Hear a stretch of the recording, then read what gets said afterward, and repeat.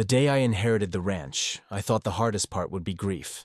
I was wrong. 3 weeks after the funeral, a certified letter arrived demanding $120,000 from an HOA I had never joined, never voted for, and never agreed to obey. They gave me 30 days to pay, or they would lien the land, seize assets, and restore compliance. That threat lit a fuse, because they had no idea who they were dealing with, or how much proof I was holding back until the right moment. The ranch sat quiet at the edge of the valley, 200 acres of weathered fence, stubborn mesquite, and a house built by hands that didn't ask permission. My grandfather bought it long before gated.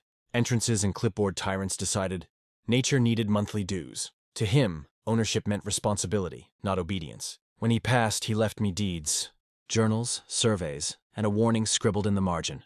Never let them tell you this land isn't yours. The HOA letter claimed their boundaries had expanded, conveniently swallowing my pasture, barn, and access road.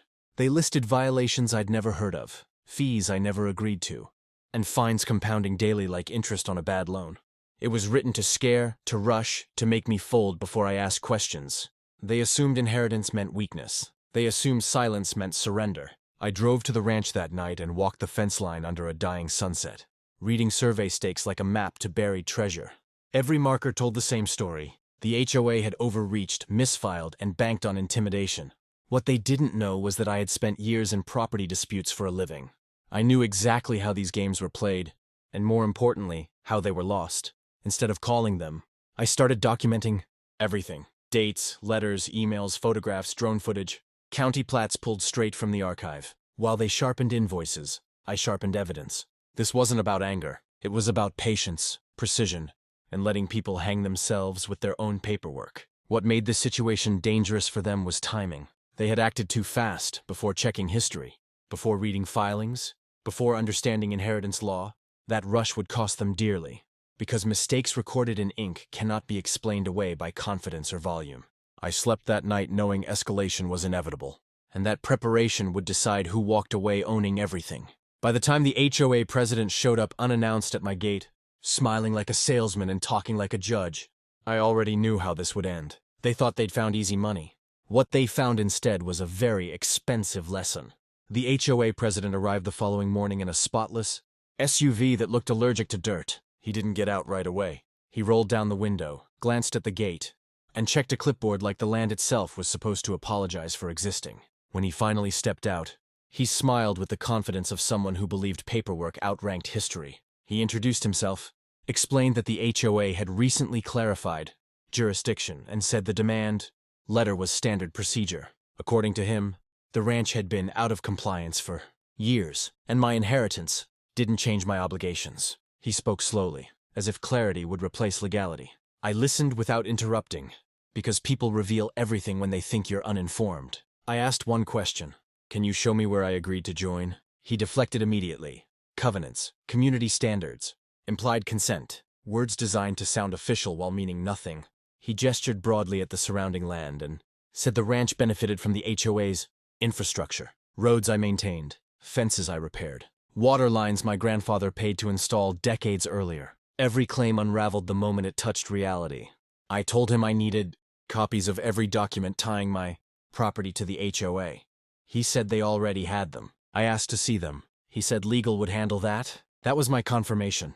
If they had real authority, they would have shown it. Instead, he slid a printed invoice under the gate like a bill collector, reminded me of the deadline, and warned that ignoring it would complicate things. That afternoon, I went to the county clerk. I pulled original plats, subdivision filings, annexation attempts, and boundary adjustments going back 50 years.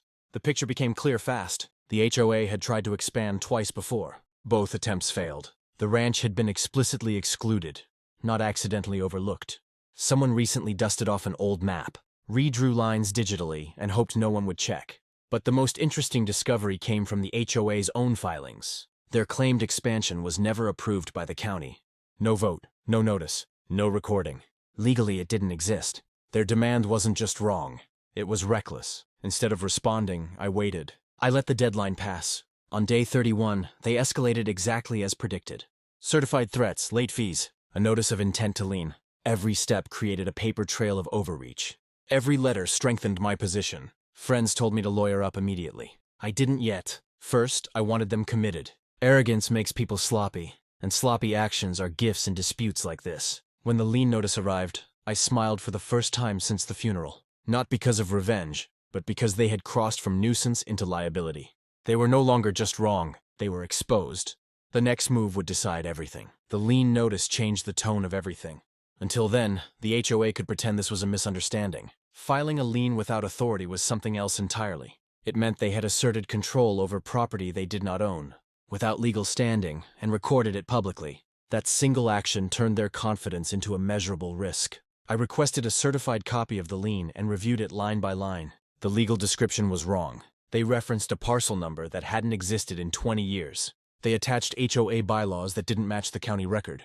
Worst of all for them, the signature belonged to a board member who had no authority to file liens under their own rules. It was the kind of mistake that happens when people assume no one will push back. That week, I hired an attorney, but not to respond. I hired him to watch. We assembled a quiet file, timeline, correspondence, recorded maps, and a comparison between county records and HOA claims. The strategy was simple.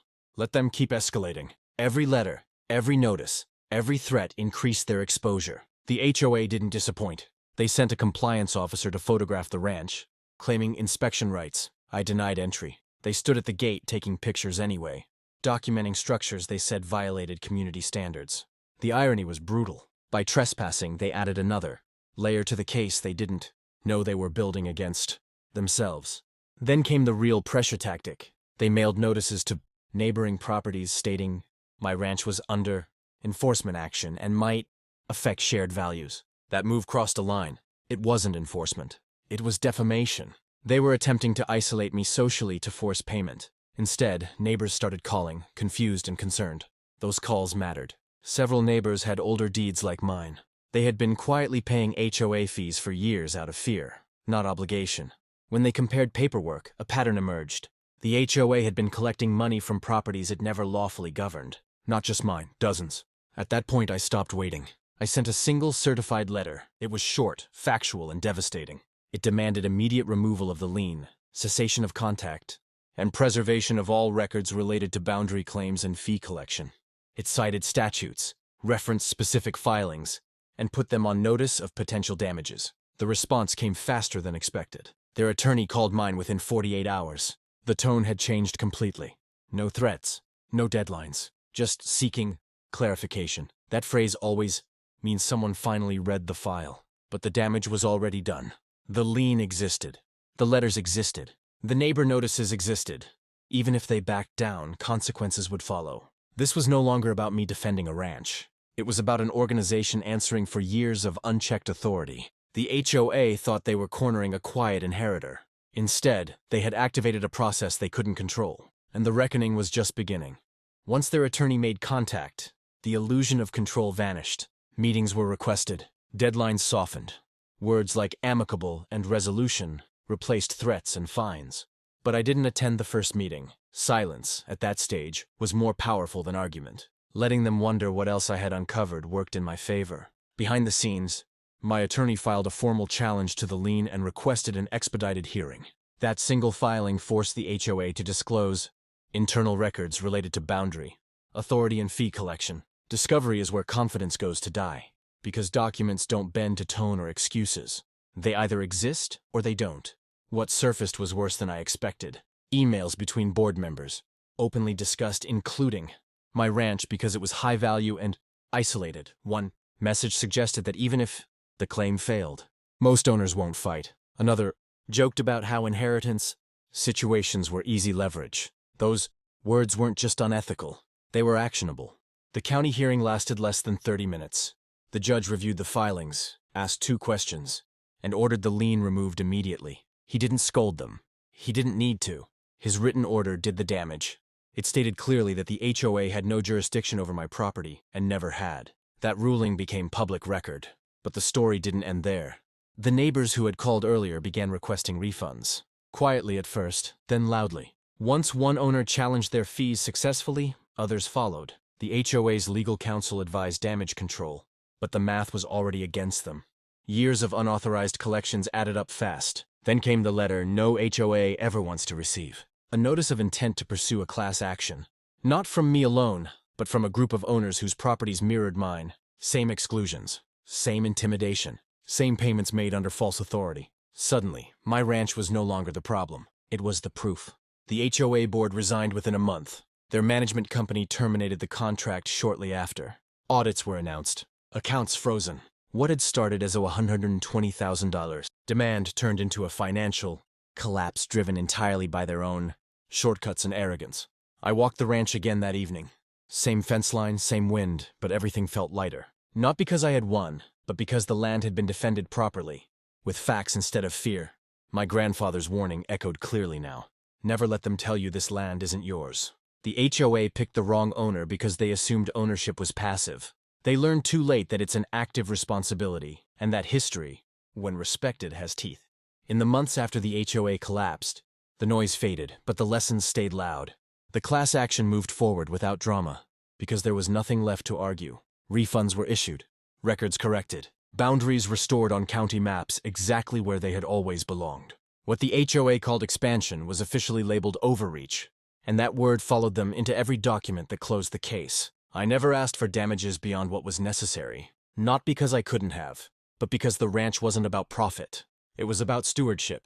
The land had survived droughts, market crashes, and changing laws because someone always stood between it and people, who saw ownership as leverage instead of legacy. This was simply my turn. Neighbors stopped by more often after that. Not with fear, but with stories. They talked about notices they'd ignored, fees they'd paid just to avoid trouble, and how normal intimidation had become. Many admitted they thought resistance was pointless.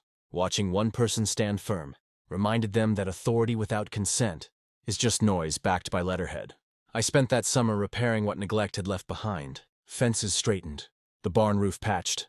The access road graded the way my grandfather used to do it, slow and methodical. Every improvement felt different, knowing no one could question my right to make it. True ownership isn't loud. It's quiet confidence backed by records, patience, and resolve. Occasionally, I still receive messages asking how to handle HOA threats. My advice is always the same. Don't panic. Don't rush. Paper beats pressure every time. Organizations that rely on fear collapse when someone insists on proof. The moment you slow the process down, their weaknesses surface. The ranch remains unchanged in the ways that matter. Same open land. Same long shadows at sunset. Same sense of earned peace.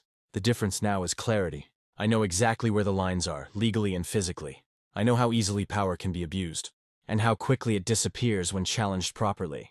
If there's one thing this experience taught me, it's that inheritance isn't just about receiving property. It's about inheriting responsibility. Responsibility to question, to protect, and to leave things stronger than you found them. My grandfather understood that. Now, so do I. The HOA demanded money. What they gave instead was proof that standing your ground matters. They picked the wrong owner, not because I was angry, but because I was prepared. And the ranch? It's still here, quiet, unbothered, exactly where it belongs.